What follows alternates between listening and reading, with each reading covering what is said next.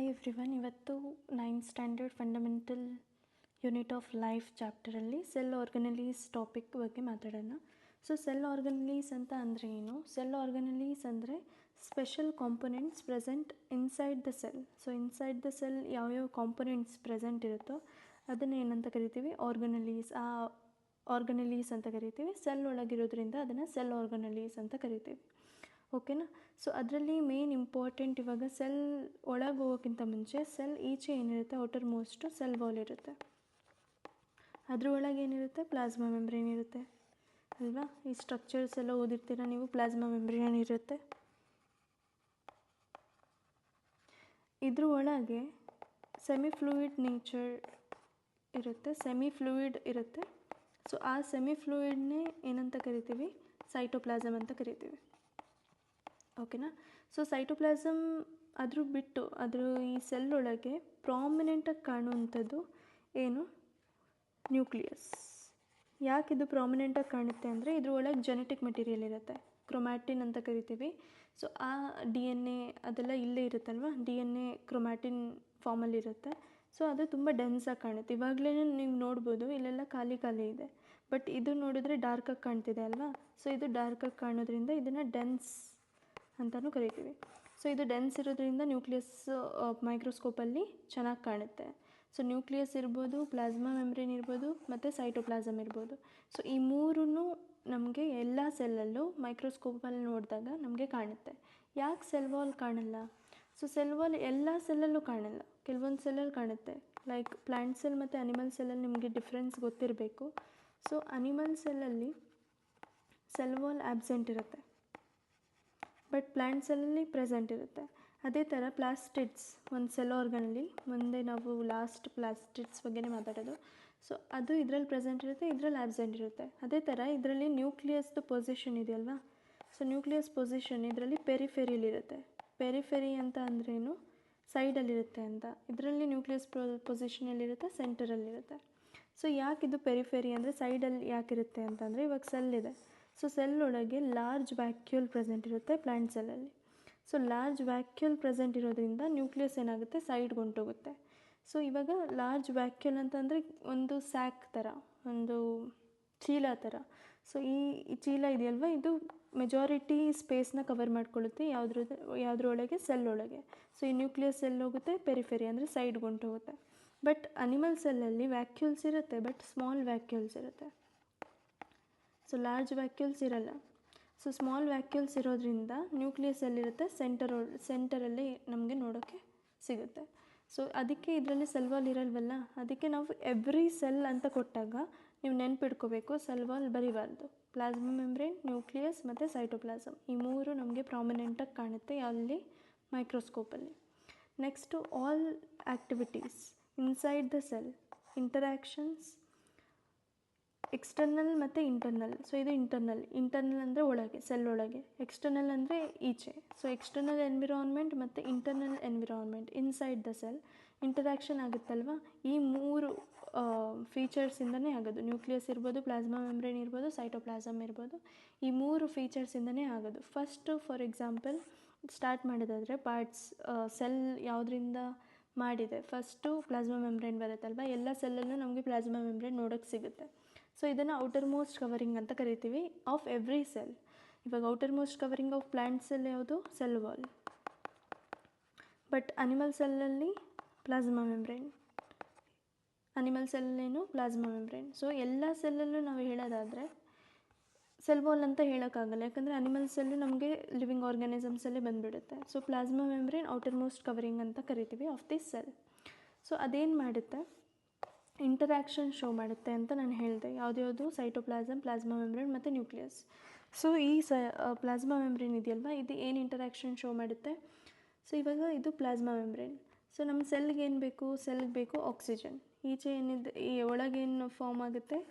CO2 ಅಂದರೆ CO2 ಅಂದರೆ carbon dioxide. So oxygen ಎಲ್ಲಿದೆ? ಬ್ಲಡ್ ಒಳಗಿದೆ. ನಮ್ಮ ಬಾಡಿ ಒಳಗೆ ಬ್ಲಡ್ಡಲ್ಲಿ ಆಕ್ಸಿಜನ್ ಪ್ರೆಸೆಂಟ್ ಇರುತ್ತೆ. ಸೊ ಆ ಆಕ್ಸಿಜನ್ನ ನಾವೇನು ಮಾಡ್ತೀವಿ? ಸೆಲ್ಗೆ ಕೊಡ್ತೀವಿ. CO2 ಸೆಲ್ಲಿಂದ ಈಚೆ ತೆಗಿತೀವಿ. ಯಾಕೆ ಈ ಥರ ಮಾಡ್ತೀವಿ? ಬಿಕಾಸ್ ಸೆಲ್ ಸರ್ವೈವ್ ಆಗಬೇಕಂದ್ರೆ, ಸೆಲ್ ಬದುಕಬೇಕಂದ್ರೆ ಅದಕ್ಕೆ ಆಕ್ಸಿಜನ್ ಬೇಕು, ಇಲ್ಲಾಂದರೆ ಅದು ಡೆಡ್ ಆಗಿಬಿಡುತ್ತೆ. ಸೊ ಅದಕ್ಕೆ ಅಲ್ವಾ ನಾವು ಬ್ರೀದಿಂಗ್ ಮಾಡಬೇಕಾದ್ರೆ ಆಕ್ಸಿಜನ್ನ ತೊಗೋತೀವಿ, CO2ನ ಬಿಡ್ತೀವಿ. ಸೊ ಈ ಆಕ್ಸಿಜನ್ನ ಇಲ್ಲಿಗೆ ತಗೊಳುತ್ತೆ. ಯಾಕೆ? ಬ್ಲಡ್ಡಲ್ಲಿ ಏನಿದೆ ಬ್ಲಡ್ ಒಳಗೆ ಆಕ್ಸಿಜನ್ ಎಷ್ಟಿದೆ? ಹೈ ಇದೆ. ಈ ಒಳಗೆ ಏನಿದೆ? ಲೋ ಇದೆ. ಅದೇ ಥರ CO2 ಇಲ್ಲಿ ಫಾರ್ಮ್ ಆಗುತ್ತೆ. ಇದು ನಮಗೆ ಬೇಡ ಆಗಿರೋದನ್ನ ಏನಂತೀವಿ ನಾವು? ವೇಸ್ಟ್ ಅಂತೀವಿ. ಇದನ್ನು ಸೆಲ್ಯುಲಾರ್ ವೇಸ್ಟ್ ಅಂತೀವಿ. ಯಾಕೆ ಇದನ್ನು ಸೆಲ್ಯುಲಾರ್ ವೇಸ್ಟ್ ಅಂತೀವಿ? ಬಿಕಾಸ್ ಇದು ಸೆಲ್ ಒಳಗೆ ಫಾರ್ಮ್ ಆಗಿರೋ ವೇಸ್ಟು. ಇದು ನಾವು ಈಚೆ ಕಳಿಸ್ಲೇಬೇಕು. ಸೊ ಇದನ್ನು ಕಳಿಸ್ಬೇಕಂದ್ರೆ ಇಲ್ಲಿ ಲೋ ಇದೆ ಅಲ್ವಾ, ಇಲ್ಲಿ ಹೈ ಕಾನ್ಸಂಟ್ರೇಷನ್ ಇದೆ. ಕಾನ್ಸಂಟ್ರೇಷನ್ ಅಂದರೆ ಅಮೌಂಟ್. ಸೊ ಇಲ್ಲಿ ಹೈ ಜಾಸ್ತಿ ಅಂದರೆ CO2 ಏನಿದೆ ಇಲ್ಲಿ ಸೆಲ್ ಒಳಗೆ ಜಾಸ್ತಿ ಇದೆ. ಯಾಕೆ? ಅಲ್ಲೇ ಪ್ರೊಡ್ಯೂಸ್ ಆಗ್ತಿರೋದು. ಬ್ಲಡ್ ಒಳಗೆ ಕಮ್ಮಿ ಇದೆ. ಇದೇನಾಗುತ್ತೆ? ಹೈಯಿಂದ ಲೋಗೆ ಹೋಗುತ್ತೆ. ಇನ್ನೊಂದು ಎಕ್ಸಾಂಪಲ್ ತೊಗೊಳ್ಳೋದಾದರೆ, ಇವಾಗ ವಾಟರ್ನ ನೀವು ಈ ಥರ ಟ್ಯೂಬಲ್ಲಿ ವಾಟರ್ನ ಹೀಗಿಟ್ಟರೆ, ಹಾರಿಜಾಂಟಲ್ ಒಂದು ಟೇಬಲ್ ಮೇಲೆ ಇಟ್ಟರೆ ವಾಟರ್ ಫ್ಲೋ ಆಗುತ್ತಾ? ಇಲ್ಲೇ ಸ್ಟಿಲ್ಲಾಗಿ ನಿಂತ್ಕೊಳ್ಳುತ್ತಲ್ವಾ. ಬಟ್ ನೀವು ಅದನ್ನೇ ಈ ಥರ ಮಾಡಿದ್ರೆ, ಈ ಟ್ಯೂಬ್ನ ಈ ಥರ ಇಟ್ಟರೆ ವಾಟರ್ ಏನಾಗುತ್ತೆ? ಹೈಯಿಂದ ಲೋಗೆ ಬರೋಕ್ಕೆ ಸ್ಟಾರ್ಟ್ ಮಾಡುತ್ತೆ. ಸೊ ಇದು ಹೈ ಲೆವೆಲ್, ಇಲ್ಲಿ ಪ್ರೆಷರ್ ಜಾಸ್ತಿ ಇರುತ್ತೆ, ಇಲ್ಲಿ ಲೋ ಲೆವೆಲ್. ಸೊ ಹೈ ಲೆವೆಲಿಂದ ಲೋ ಲೆವೆಲ್ಗೆ ವಾಟರ್ ಅದಕ್ಕದೇ ಫ್ಲೋ ಆಗುತ್ತೆ. ಸೊ ಅದಕ್ಕದೇ ಆಗೋ ಮೂಮೆಂಟ್ನ ನಾವೇನಂತ ಕರಿತೀವಿ? ಸ್ಪಾಂಟೇನಿಯಸ್ ಮೂಮೆಂಟ್ ಅಂತ ಕರಿತೀವಿ. ಸ್ಪಾಂಟೇನಿಯಸ್ ಅಂದರೆ ಅದಕ್ಕದೇ ಆಗೋದು. ಸೊ ಇಲ್ಲೂ ಅಷ್ಟೇ, ಆಕ್ಸಿಜನ್ ಈಚೆ ಏನಿದೆ? ಜಾಸ್ತಿ ಇದೆ. ಸೆಲ್ ಒಳಗೇನಿದೆ? ಆಕ್ಸಿಜನ್ ಬೇಕು, ಕಮ್ಮಿ ಇದೆ ಅಂತ ಅರ್ಥ. ಸೊ ಇಲ್ಲೇನಾಗುತ್ತೆ? ಆಕ್ಸಿಜನ್ ಒಳಗೆ ಹೋಗುತ್ತೆ, ಹೈಯಿಂದ ಲೋಗೆ ಹೋಗುತ್ತೆ. ಅದೇ ಥರ CO2 ಇಲ್ಲಿ ಜಾಸ್ತಿ ಇದೆ ಅಲ್ವಾ, ಸೆಲ್ ಒಳಗೆ ಫಾರ್ಮ್ ಆಗಿದೆ ಅಂದರೆ ಇಲ್ಲಿ ಜಾಸ್ತಿ ಇರುತ್ತೆ. ಬ್ಲಡ್ ಒಳಗೆ ಏನಿದೆ? ಕಮ್ಮಿ ಇದೆ. ಸೊ ಇದೇನಾಗುತ್ತೆ? ಈಚೆ ಬರುತ್ತೆ. ಸೊ ಈ ಮೂಮೆಂಟ್ ಹೋಗ್ತಿದೆಯಲ್ವಾ, ಒಳಗೆ ಹೋಗೋದು ಈಚೆ ಬರೋದು, ಇದನ್ನು ಡಿಫ್ಯೂಷನ್ ಅಂತ ಕರಿತೀವಿ. ಸೊ ಡಿಫ್ಯೂಷನ್ ಅಂತ ಅಂದರೆ ಏನು? Movement of the substance from high concentration to low concentration. ಅದನ್ನು ಏನಂತ ಕರಿತೀವಿ? ಸಿಂಪಲ್ ಡಿಫ್ಯೂಷನ್ ಅಂತ ಕರಿತೀವಿ. ಸೊ ಸಿಂಪಲ್ ಡಿಫ್ಯೂಷನ್ ಬಂದುಬಿಟ್ಟು ಸ್ಪಾಂಟೇನಿಯಸ್ ಮೂಮೆಂಟ್. ಯಾಕಿದು ಸ್ಪಾಂಟೇನಿಯಸ್ ಮೂಮೆಂಟ್? ಯಾಕಂದರೆ ಅದಕ್ಕದೇ ಆಗ್ತಾ ಇದೆ ಅಲ್ವಾ. ಸೊ ಅದೇ ಥರ ಇವಾಗ ವಾಟರು ನಮ್ಮ ಸೆಲ್ ಒಳಗೆ 70% ವಾಟರ್ ಇರುತ್ತೆ. ಸೊ 70% ವಾಟರ್ ಇದೆ ಅಂದರೆ ಇದು ಈಚೆ ಒಳಗೆ ಹೋಗ್ತಾ ಇರುತ್ತಲ್ವ. ಸೊ ಇವಾಗ ವಾಟರ್ ಮೂಮೆಂಟ್ ಆಗ್ತಿರೋದನ್ನ ಒಂದು ಸ್ಪೆಷಲ್ ಟರ್ಮ್, ಇದನ್ನು ಡಿಫ್ಯೂಷನ್ ಅಂತಲೇ ಕರಿತೀವಿ. ಡಿಫ್ಯೂಷನ್ ಅಂತ ಅಂದ್ರೇನು? ಹೈ ಕಾನ್ಸಂಟ್ರೇಷನ್ ಆಫ್ ವಾಟರ್ ಅಂದರೆ ಹೈ ಅಮೌಂಟ್ ಎಲ್ಲಿದೆ, ಕಾನ್ಸಂಟ್ರೇಷನ್ ಅಂದರೆ ಅಮೌಂಟ್ ಎಲ್ಲಿ ಜಾಸ್ತಿ ಇದೆಯೋ ಅಲ್ಲಿಂದ ಏನಾಗುತ್ತೆ, ಎಲ್ಲಿ ಕಮ್ಮಿ ಇದೆಯೋ ಅಲ್ಲಿಗೆ ಹೋಗುತ್ತೆ. ಸೊ ವಾಟರು ಅಷ್ಟೇ ಹಾಗೆ ಮಾಡುತ್ತೆ. ಬಟ್ ಇದಕ್ಕೊಂದು ಸ್ಪೆಷಲ್ ಟರ್ಮ್ ಕೊಟ್ಟಿದ್ದೀವಿ, ಅದನ್ನೇನಂತ ಕರಿತೀವಿ? ಆಸ್ಮಾಸಿಸ್ ಅಂತ ಕರಿತೀವಿ. ಸೊ ಆಸ್ಮಾಸಿಸ್ ಅಂತ ಅಂದರೆ ಏನು? Osmosis is the passage of water from the region of high water concentration through a semi permeable membrane to a region of low concentration. So ಇಲ್ಲಿ ಒಂದು ವರ್ಡ್ ಬಂತು, ಸೆಮಿ ಪರ್ಮಿಯಬಲ್ ಮೆಮ್ಬ್ರೇನ್ ಅಂತ. Permeable membrane ಅಂತ, ಅಥವಾ ಇದನ್ನು ನಾವೇನಂತ ಕರಿತೀವಿ? Selectively permeable membrane ಅಂತಲೂ ಕರಿತೀವಿ. ಸೊ ಸೆಲೆಕ್ಟಿವ್ಲಿ ಅಂದರೆ ಸೆಲೆಕ್ಟ್ ಮಾಡೋದು, ಪರ್ಮಿಯಬಲ್ ಅಂತ ಅಂದರೆ ಪರ್ಮಿಟ್ ಮಾಡೋದು, ಅಂದರೆ ಪರ್ಮಿಷನ್ ಕೊಡೋದು. ಸೊ ಈಚೆ ಹೋಗೋಕ್ಕಾಗಲಿ ಒಳಗೆ ಬರೋಕ್ಕಾಗಲಿ ಅದನ್ನು ಪರ್ಮಿಷನ್ ಕೊಡೋದು. ಫಾರ್ ಎಕ್ಸಾಂಪಲ್, ಇವಾಗ ಸೆಲ್ ಒಳಗೆ ಈಚೆ ಎಲ್ಲ ಸರೌಂಡಿಂಗಲ್ಲಿ ಏನೇನೋ ಮಾಲಿಕ್ಯೂಲ್ಸ್ ಇದೆ, ಆ ಮಾಲಿಕ್ಯೂಲ್ಸ್ ನಮ್ಗೆ ಯಾವುದು ಬೇಕು ಅದನ್ನು ಮಾತ್ರ ತೊಗೊಳ್ಳೋದು. ಇವಾಗ ಒಂದು ಟಾಕ್ಸಿಕ್ ಇದೆ, ಪಾಯ್ಸನಸ್ ಇದೆ ಅಂದರೆ ಅದನ್ನು ತೊಗೊಳ್ಳಲ್ಲ ಸೆಲ್. ಯಾವುದು ಅದನ್ನು ಅವಾಯ್ಡ್ ಮಾಡೋದು? ಪ್ಲಾಸ್ಮಾ ಮೆಮ್ಬ್ರೇನ್ ಅಥವಾ ಸೆಲ್ ಮೆಮ್ಬ್ರೇನ್. ಓಕೆನಾ. ಸೊ ಅದೇ ಥರ ಇವಾಗ ಆಕ್ಸಿಜನ್ ಇದೆ ಅಂದರೆ, ಗ್ಲೂಕೋಸ್ ಇದೆ ಅಂದರೆ ಅದೆಲ್ಲ ಸೆಲ್ಲಿಗೆ ಬೇಕಲ್ವಾ, ಸೆಲ್ ಗ್ರೋತ್ ಆಗೋಕ್ಕೆ ಅದೆಲ್ಲ ಬೇಕು. ಸೊ ಅದನ್ನೆಲ್ಲ ತಗೊಳುತ್ತೆ. ಸೊ ಅದೆಲ್ಲ ಯಾರು ಮಾಡೋದು? ಪ್ಲಾಸ್ಮಾ ಮೆಮ್ಬ್ರೇನ್ ಅಥವಾ ಸೆಲ್ ಮೆಮ್ಬ್ರೇನ್. ಸೊ ಯಾವುದ್ರ ಮೂಲಕ ಮಾಡುತ್ತೆ? ಡಿಫ್ಯೂಷನ್ ಮೂಲಕ. ವಾಟರಲ್ಲಿದ್ದರೆ ಅದನ್ನು ಮಾತ್ರ ನಾವು ಆಸ್ಮೋಸಿಸ್ ಅಂತ ಕರಿತೀವಿ. ಓಕೆ. ಸೊ ಸೆಮಿ ಪರ್ಮಿಯಬಲ್ ಅಂದರೆ ಅರ್ಧ, ಸೆಮಿ ಅಂದರೆ ಅರ್ಧ, ಅಂದರೆ ಸೆಲೆಕ್ಟ್ ಮಾಡಿ ಪರ್ಮಿಷನ್ ಕೊಡೋದು ಅಂತ. ಓಕೆನಾ. ಸೊ ಇಲ್ಲಿ ಏನಾಗುತ್ತೆ? ಡಿಫ್ಯೂಷನ್ ಆಗುತ್ತೆ. ಡಿಫ್ಯೂಷನ್ ಎಲ್ಲಿಂದ ಎಲ್ಲಿಗಾಗುತ್ತೆ? ಇವಾಗ ವಾಟರು ಹೈ ಕಾನ್ಸಂಟ್ರೇಷನ್ ಇವಾಗ ಈಚೆ ಇದ್ದರೆ, ಲೋ ಕಾನ್ಸಂಟ್ರೇಷನ್ ಒಳಗಿದ್ರೆ, ಹೈ ಕಾನ್ಸಂಟ್ರೇಷನಿಂದ ಲೋ ಕಾನ್ಸಂಟ್ರೇಷನ್ ಅಂದರೆ ಹೊರಗಿಂದ ಒಳಗೆ ಹೋಗುತ್ತೆ. ಸೊ ಅದನ್ನೇ, ಆ ಪ್ರಾಸೆಸ್ನೇ ಏನಂತ ಕರಿತೀವಿ? ಆಸ್ಮಾಸಿಸ್. ಅದಕ್ಕೆ ಒಂದು ಸ್ಪೆಷಲ್ ಹೆಸರು ಕೊಟ್ಟಿದ್ದಾರೆ, ಆಸ್ಮಾಸಿಸ್ ಅಂತ. ಓಕೆನಾ. ಸೊ ಇಷ್ಟು ಅರ್ಥ ಆಯಿತಾ? ಓಕೆ. ಸೊ ಇಷ್ಟು ಅರ್ಥ ಆಯ್ತಲ್ವಾ? ಎಲ್ಲಿ ಆಸ್ಮೋಸಿಸ್ ಆಗುತ್ತೆ? ವಾಟರಲ್ಲಿ ಆಗುತ್ತೆ. ಅಂದರೆ ವಾಟರ್ಗೆ ಸ್ಪೆಷಲ್ ಟರ್ಮ್ ಕೊಟ್ಟಿದ್ದೀವಿ, ಆಸ್ಮೋಸಿಸ್. ಸೊ ಆಸ್ಮೋಸಿಸಲ್ಲಿ 3 ಥಿಂಗ್. ಇವಾಗ ಸೆಲ್ ಒಳಗೆ ಏನಿರುತ್ತೆ ಗೊತ್ತಾ? ಈ ಸೆಲ್ ಒಳಗೆ ಸಾಲ್ಟ್ ಪ್ಲಸ್ ವಾಟರ್ ಇರುತ್ತೆ. ಸೊ ವಾಟರ್ 70% ಇರುತ್ತೆ, ಇನ್ನು ಮಿಕ್ಕಿದೆಲ್ಲ ಸಾಲ್ಟ್ ಅಂತಂದರೆ ನೀವು ಅಂದ್ಕೊಳ್ಳಿ ಕಂಟೆಂಟ್, ಸೆಲ್ ಒಳಗಿರೋ ಕಂಟೆಂಟ್ ಅಂದರೆ ಏನೇನೆಲ್ಲ ಇದೆ ಅದೆಲ್ಲ ಸೇರಿಸಿ ನಾನು ಸಾಲ್ಟ್ ಅಂತ ಹೇಳ್ತಿದ್ದೀನಿ. ಸಾಲ್ಟು ಇರುತ್ತೆ, ಬಟ್ ಅಯಾನ್ಸ್ ಫಾರ್ಮಲ್ಲಿ ಇರುತ್ತೆ. ಅಯಾನ್ಸ್ ಅಂದರೆ ಇವಾಗ NaCl ಅಲ್ವಾ ಸಾಲ್ಟು, ಸೊ Na+ ಈ ಥರ ಪ್ರೆಸೆಂಟ್ ಇರುತ್ತೆ. ಸೊ ಇವಾಗ ಏನಾಗುತ್ತೆ, ಈ ಸಾಲ್ಟ್ ಪ್ಲಸ್ ವಾಟರ್ ಇದೆಯಲ್ವಾ, ಇದು ನೆನ್ಪಿಡ್ಕೊಳ್ಳಿ, ವಾಟರ್ ಜಾಸ್ತಿ ಇದೆ ಅಂತ ಅಂದರೆ ಸಾಲ್ಟು ಕಮ್ಮಿ ಇದೆ ಅಂತ ಅರ್ಥ.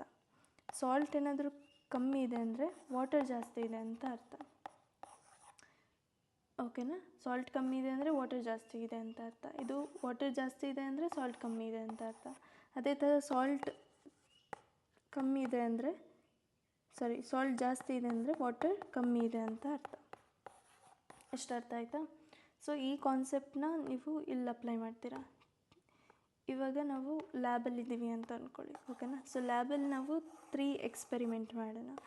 ಸೊ 3 ಎಕ್ಸ್ಪೆರಿಮೆಂಟಲ್ಲಿ ಏನೇನು ತಗೊಳ್ಳೋಣ, ಒಂದು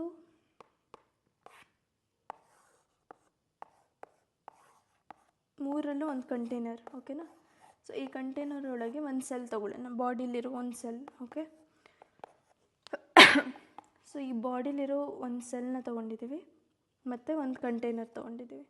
ಸೊ ಈ ಕಂಟೈನರ್ ಒಳಗೆ ನಾವೇನು ತೊಗೊಳ್ಳೋಣ, ಸಾಲ್ಟ್ ಪ್ಲಸ್ ವಾಟರ್, ಸಾಲ್ಟ್ ಮತ್ತು ವಾಟರ್ ಮಿಕ್ಸ್ ಮಾಡಿ ಇದ್ರ ಒಳಗೆ ಹಾಕೋಣ, ಓಕೆ? ಸೊ ಇದು ಇದರಲ್ಲಿ ಸಿಂಕ್ ಆಗಿದೆ, ಓಕೆನಾ, ಸೆಲ್ಲು. ಇಲ್ಲಿ ನಾನೇನು ಮಾಡ್ತಿದ್ದೀನಿ, ಸೆಲ್ಲಿಗೆ ಕಂಪೇರ್ ಮಾಡಿದರೆ ಸಾಲ್ಟ್ ಅಮೌಂಟ್ನ ಕಮ್ಮಿ ತಗೋತಿದ್ದೀನಿ. ಇಲ್ಲೇನು ಮಾಡ್ತಿದ್ದೀನಿ, ಈ ಸಾಲ್ಟ್ ಅಮೌಂಟು ಜಾಸ್ತಿ ತೊಗೋತಿದ್ದೀನಿ. ಇಲ್ಲೇನು ಮಾಡ್ತಿದ್ದೀನಿ, ಸೇಮ್ ಅಮೌಂಟ್ ಸಾಲ್ಟ್ ತೊಗೋತಿದ್ದೀನಿ. ಅಂದರೆ ಸೆಲ್ಲಲ್ಲಿ ಎಷ್ಟು ಅಮೌಂಟ್ ಸಾಲ್ಟ್ ಇದೆ ಅಷ್ಟು ಅಮೌಂಟನ್ನೇ ನಾನು ಈಚೆನ ತೊಗೊತಿದ್ದೀನಿ. ಅರ್ಥ ಆಯಿತಾ? ಸೊ ಇವಾಗ ಇಲ್ಲೇನು ಮಾಡ್ತಿದ್ದೀನಿ, ಕಮ್ಮಿ ತೊಗೊಂಡಿದ್ದೀನಿ, ಇಲ್ಲಿ ಜಾಸ್ತಿ ತೊಗೊಂಡಿದ್ದೀನಿ. ಇಲ್ಲೇನು ಮಾಡಿದ್ದೀನಿ, ಸೇಮ್ ಅಮೌಂಟ್ ತೊಗೊಂಡಿದ್ದೀನಿ. ಅರ್ಥ ಆಯಿತಾ? ಸೊ ಇವಾಗ ಏನಾಗುತ್ತೆ, ಇವಾಗ ಈ ಸೆಲ್ ಒಳಗೆ ಆಸ್ಮೋಸಿಸ್ ಆಗುತ್ತೆ. ಸೊ ಇವಾಗ ಸೆಲ್ ಈಚೆ ಅಂದರೆ ಸರೌಂಡಿಂಗ್ ಮೀಡಿಯಮಲ್ಲಿ ಸಾಲ್ಟ್ ಏನಿದೆ, ಕಮ್ಮಿ ಇದೆ. ಸಾಲ್ಟ್ ಕಮ್ಮಿ ಇದೆ ಅಂದರೆ ವಾಟರ್ ಜಾಸ್ತಿ ಇದೆ ಅಂತ. ಸೆಲ್ ಒಳಗೆ ಇದಕ್ಕೆ ಕಂಪೇರ್ ಮಾಡಿದರೆ ಇಲ್ಲೂ ಕಂಪೇರ್ ಅದೇ ಥರ ಮಾಡಬೇಕು. ಸಾಲ್ಟ್ ಏನಿದೆ ಇಲ್ಲಿ ಜಾಸ್ತಿ ಇದೆ ಅಂದರೆ ವಾಟರ್ ಕಮ್ಮಿ ಇದೆ ಅಂತ ಅರ್ಥ. ಸೊ ಇಲ್ಲಿ ಸಾಲ್ಟ್ ಈಚೆ ಕಮ್ಮಿ ಇದೆ ಅಂದರೆ ಸೆಲ್ ಒಳಗೆ ಜಾಸ್ತಿ ಇದೆ ಅಂತ ಅರ್ಥ, ಓಕೆನಾ? ಸೊ ಇದನ್ನು ಹೈಪೋಟೋನಿಕ್ ಸೊಲ್ಯೂಷನ್ ಅಂತೀವಿ. ನಾವು ತೊಗೊಂಡಿರೋ ಸೊಲ್ಯೂಷನ್ನು ಅಂದರೆ ಸಾಲ್ಟ್ ಪ್ಲಸ್ ವಾಟರ್ ಮಿಕ್ಸ್ ಮಾಡಿದ್ದೀವಲ್ಲ, ಅದನ್ನು ಸೊಲ್ಯೂಷನ್ ಅಂತೀವಿ. ಅದು ಹೈಪೋಟೋನಿಕ್ ಆಗಿದೆ. ಹೈಪೋಟೋನಿಕ್ ಅಂದರೆ ಕಮ್ಮಿ, ಹೈಪೋ ಅಂದರೆ ಕಮ್ಮಿ, ಲೋ. ಏನು? ಸಾಲ್ಟ್ ಕಮ್ಮಿ ಎಲ್ಲಿದೆ, ಈಚೆ, ಒಳಗೆ ಜಾಸ್ತಿ ಇದೆ ಅಂತ ಅರ್ಥ. ನೀವು ಇದು ಅರ್ಥ ಮಾಡ್ಕೋಬೇಕು. ಸಾಲ್ಟ್ ಕಮ್ಮಿ ಈಚೆ ತೊಗೊಂಡಿದ್ದೀವಿ ಅಂದರೆ ಸೆಲ್ ಒಳಗೆ ಜಾಸ್ತಿ ಇದೆ ಅಂತ ಅರ್ಥ.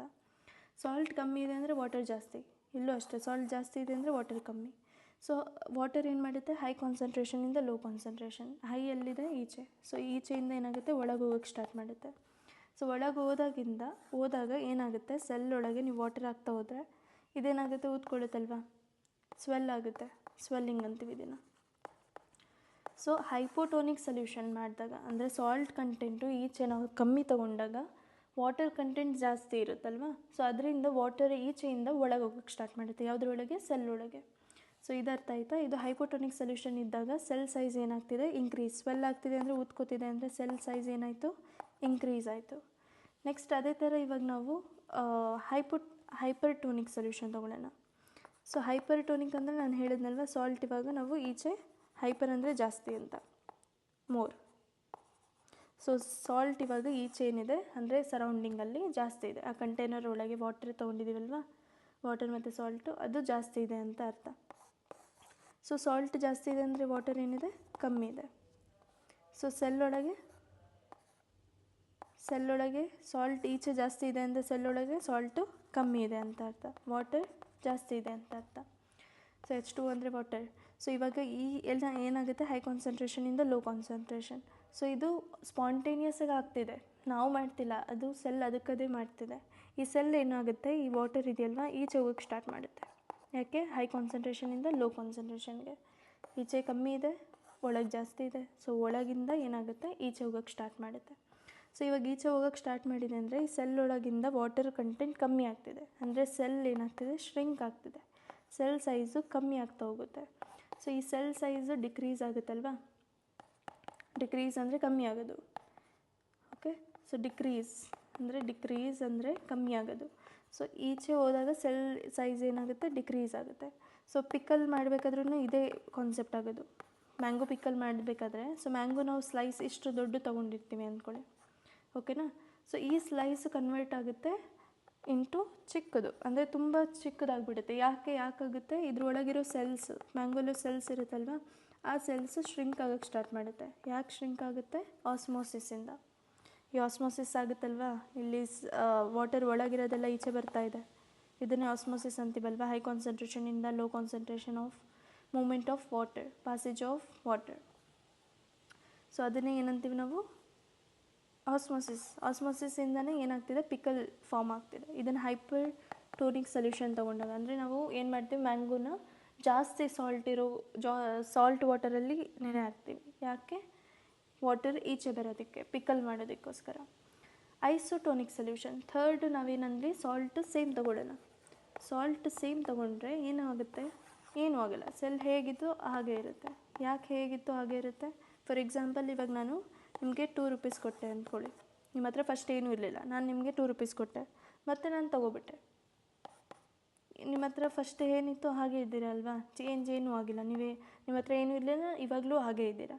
ಸೊ ಅದೇ ಥರ ಇವಾಗ ಇಲ್ಲಿ ಸೆಲ್ ಒಳಗೆ ಏನಾಗುತ್ತೆ, ಸೆಲ್ಲಲ್ಲಿ ಮೂವ್ಮೆಂಟ್ ಆಗ್ತಾ ಇರುತ್ತೆ. ಯಾಕಂದರೆ ನಮಗೆ ವೇಸ್ಟ್ ಪ್ರಾಡಕ್ಟ್ಸ್ ಎಲ್ಲ ಈಚೆ ತೆಗಿತಾ ಇರಬೇಕು.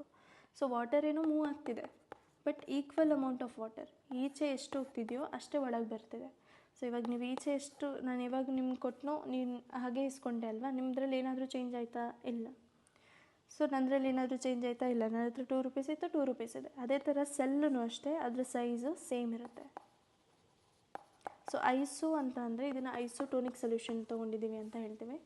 ಸೊ ಈಚೆ ತೊಗೊಂಡಿದ್ದೀವಲ್ಲ, ಆ ಸೊಲ್ಯೂಷನ್ಸ್ನ ಐಸೋಟೋನಿಕ್ ಅಂತ ಕರಿತೀವಿ. ಸೊ ಇಲ್ಲಿ ಐಸೋ ಅಂತ ಅಂದರೆ same, hyper, hypo, iso. So hypo ಅಂದರೆ ಕಮ್ಮಿ, ಹೈಪರ್ ಆ್ಯಕ್ಟಿವ್ ಅಂತೀವಲ್ವ, ಜಾಸ್ತಿ. ಐಸೋ ಅಂತ ಅಂದರೆ ಸೇಮ್. ಓಕೆ, ಸೊ ಇಷ್ಟ ಅರ್ಥ ಆಯ್ತಾ?